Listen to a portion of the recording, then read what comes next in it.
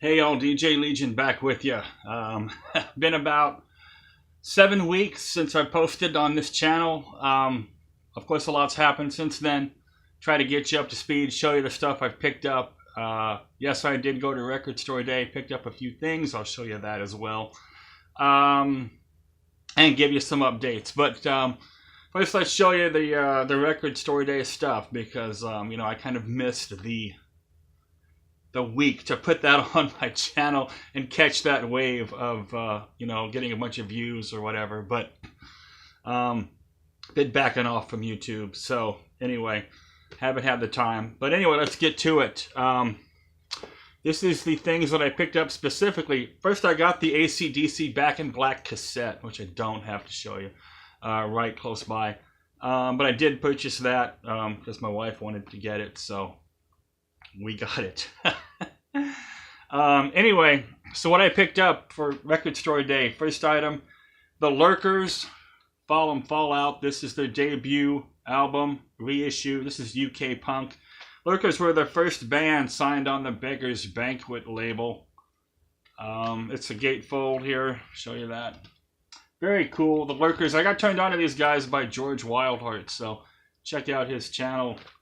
And I had never heard of him actually until he did a review of a CD box set that they had. This is on translucent orange vinyl, very cool. You can see the double B's, Beggars Banquet, The Lurkers. Yeah, this is great stuff. Didn't have any of this stuff on any format until I picked this up. My absolutely must-have piece, the one piece that I really wanted to get this year, was Tia Blake, Paris and Montreal Demos, 1973 to 1976 on 10-inch vinyl. This is folk music, and it's amazingly great. Only made 500 of these, so I was a little nervous, but I was able to get one. So this was my must-have item for Record Store Day. It wasn't the Zeppelin 7-inch or the Pink Floyd Piper at the Gates reissue. This was it. Picked up Ella Fitzgerald, Ella at Zardy's. Zardy's was a jazz club in Hollywood in the 1950s, by the way, so now you know. Yeah, this was recorded in 1956, February 2nd, 1956. So just before she was going to sign with Verve Records, before that label launched. And yeah, the guy who was going to start Verve Records, he put a few microphones and recorded these shows. She did 2 sets that night, and this is incredibly amazing. It's like you're there at the club. You can hear the audience. You can hear the drinks clinking. It's so good. This is an incredible little time capsule of 1950s vocal jazz, early Ella Fitzgerald in her prime. Come back to this in a moment. This is also on colored vinyl. One is blue with pink labels, and the other is pink with blue labels. You see, very great. 2-record set, amazing. February 1956. So the world doesn't know who Elvis Presley is yet. At this point, early in 1956, the world doesn't know who Elvis Presley is. But by the end of the year, they knew. But that's, giving you a little piece of what's happening at the time. Got some comps. Girls in the Garage, a collection of girl garage groups from the 1960s, Volume 2. This is fabulous. This is the kind of stuff I love about Record Store Day. And check out the vinyl. Yellow wax. It's fantastic. Yeah, this is the kind of stuff that I love about Record Store Day, is these kind of comps. The Blue Orchids, the Girls, just a bunch of different great groups in here. The Termites, the Boodles, the Ladybugs, the Mama Cats, the Starlets, all these second and third shelf, possibly regional hit or one-hit wonder female bands from the 1960s. So some of them wrote their own music and played their own instruments. So Amazing. This is what I like, more so than just another Pink Floyd reissue. Love stuff like this. I also picked up Girls in the Garage Volume 3, collection of girl groups. I'll show this quickly if they have their boobs out. And I don't want some third wave militant feminists getting all upset about their rape culture. So we'll have to, show you the back of this one. So anyway, here's the vinyl. It's a peach/flesh toned. Great stuff. This one has on it Lovin' Ones, The Heartbeats. Oh, let's see here. I don't have my glasses, so I can't read worth crap. Wendy and the Girlfriends. Ace of Cups. Yeah, a bunch of great bands. Once again, just more females, 1960s garage and second and third shelf bands. So that was it for Record Store Day. I picked up 6 items. I showed you those 5 plus the AC/DC Back in Black cassette. And I'll show you some other stuff that I've got. And I'm going to go back to this. Ella Fitzgerald at Zardy's 1956. Jazz. And I'll tell you why that's important. Because I've been getting into jazz. This is Jazz at the Black Hawk. Dave Brubeck Quartet featuring Paul Desmond on Fantasy. Colored vinyl. A lot of these Fantasy releases were on colored vinyl.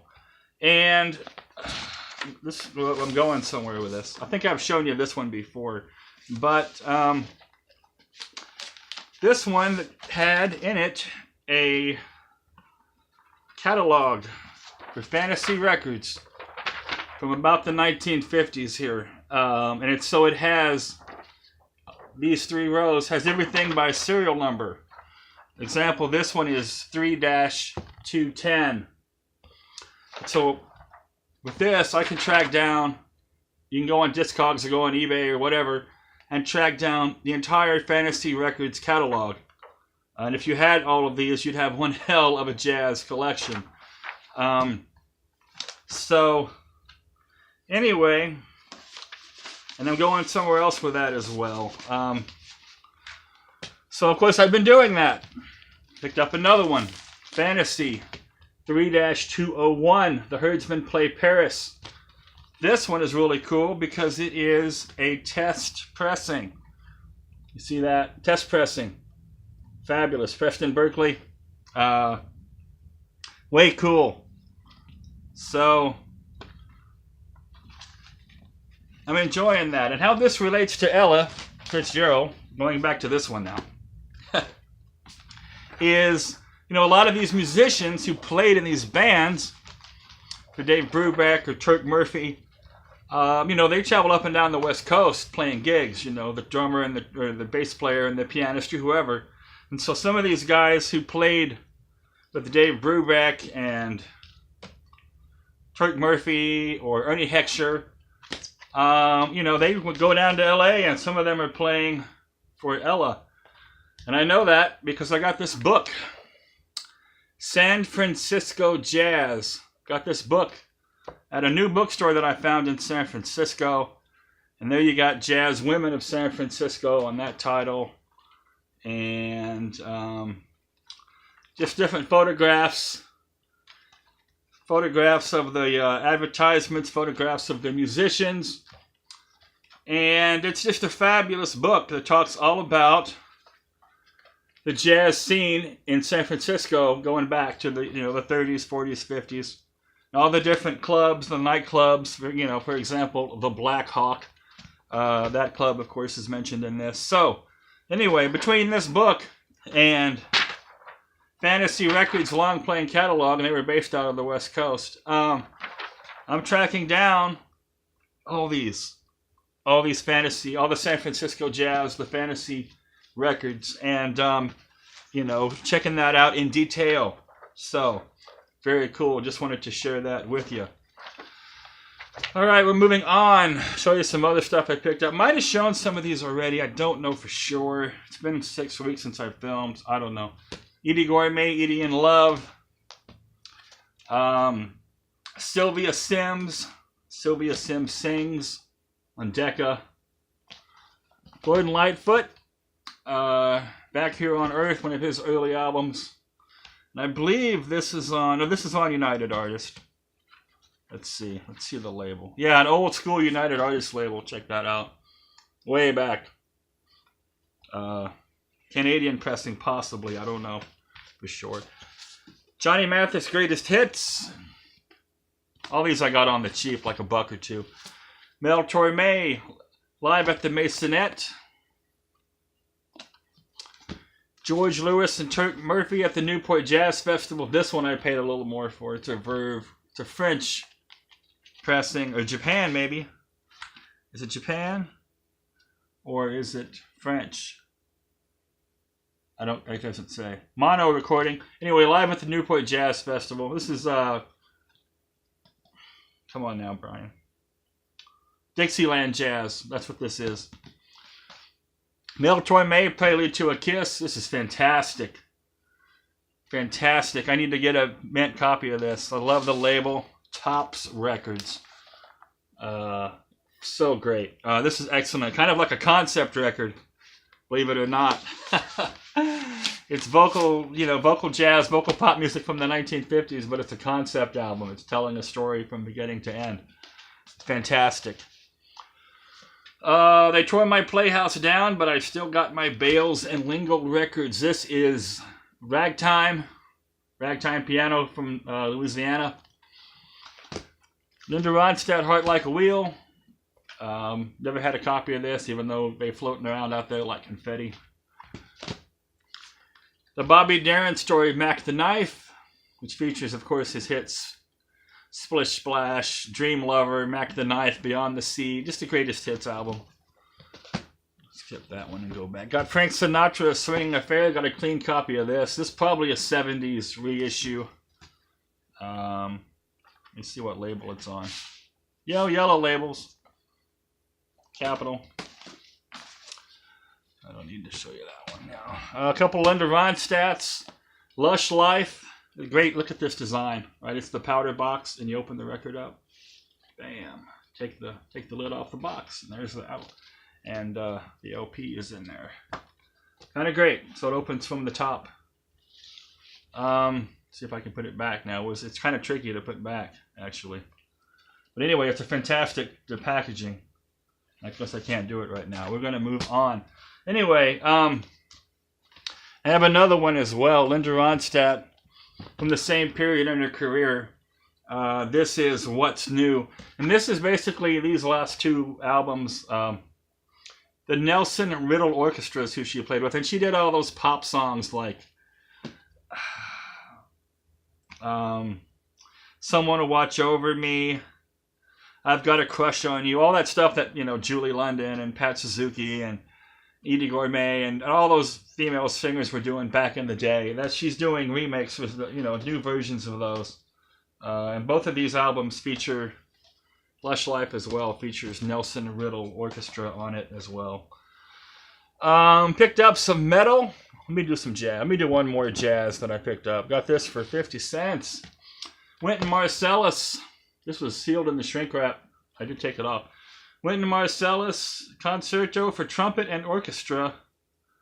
Joe Lovett, Concerto No. 2 for trumpet. Philharmonic Orchestra's playing with him. Wynton Marsalis, great jazz trumpeter. The father of Brandon Marsalis, who played with Sting on the first two albums and was the leader of Jay Leno's band. When Jay Leno was hosting The Tonight Show, Bradford Marsalis was the leader of that band for quite a while. So pick that up. And of course, some metal. There'll be one more. Outfield, Play Deep, 1986. These guys were all the rage for 6 months. When I was a senior in high school in 1986, one day out of the blue, like every freshman in the school was walking around in an Outfield concert t-shirt. I guess they'd played locally, and man, like all these freshman kids had this outfield band logo on their t-shirts. Just one day, all of a sudden, I had never freaking heard of them, but it was a great record. Had those hits on it: Say It Isn't So, Your Love, Mystery Man, All the Love in the World. Big album. Pop, 80s new wave / whatever. Good stuff. And finally, some metal. Picked up the reissue of Master of Puppets. So now I have the first 3 Metallica albums in the blackened reissue series. I have Kill 'Em All, Ride the Lightning, and Master of Puppets going forward. So, a great classic album. You know, it's probably the greatest heavy metal album of all time, according to Rolling Stone magazine readers poll, and it is an excellent heavy metal album. I saw this tour, by the way. Yes, I got to see Metallica with Cliff Burton before he passed away. So yeah, it's a great record. Glad to have this on vinyl. I also picked up a reissue of Iron Maiden's Number of the Beast from 1982, was it? I don't remember exactly. Maybe 82, 81. That's another classic heavy metal album that I needed to get on vinyl. And so now I have it. You know. So that's what's up with the vinyl collection. Personally, I'm doing well, still working on my physical fitness goals, and that's kind of my priority. That is what's driving me every day, every single day. And so things like my YouTube channel, for instance, you know, they fall down, that stuff falls off the priority list a little bit. So that's why I haven't been posting. I can tell you that my DJ Legion's Bookshelf YouTube channel, I have taken that down. I've deleted that channel. I don't have time for this channel, let alone another one. I don't know if I'll be showing books on this channel, you know, because I took my other channel down. I don't know what I'm going to be doing. I have, you know, goals and objectives and things that have to get done the remainder of this year and then next year. So, you know, I don't know what the future holds. Before I went on filming, I checked. I have 574 subscribers, so thank you. You know, eventually we'll hit the 600 subscriber point, probably before the end of the year. So thank you to everybody who's subscribed. If you have not subscribed, please do so. I would much appreciate that. Much appreciate all of the likes, all the comments, all the subscribers that I can get. I won't make any promises that I'm going to film every week or every 2 weeks because, I mean, like I said, YouTube is, you know, my YouTube channel at this point is not even in my top 10 so of things to do. So, you know, that's just where we're at. But, so anyway, I guess that'll be it for this video. I have some VCLT going out, not going out, but I have the VCLT, and I have people in mind, you know, 4 or 5 people who I'm going to send some stuff to in the weeks ahead coming up. So I appreciate all the VCLT that I get, and I'll be sending some out. Trying to send at least one thing to a VCT member each month in 2018. I need to hurry up if I'm going to get it in for April. But so anyway, there you have it. Until I see you again, you know what to do. Turn up the music. See, it still hasn't changed. And turn down the drama. And I'll see you when I see you.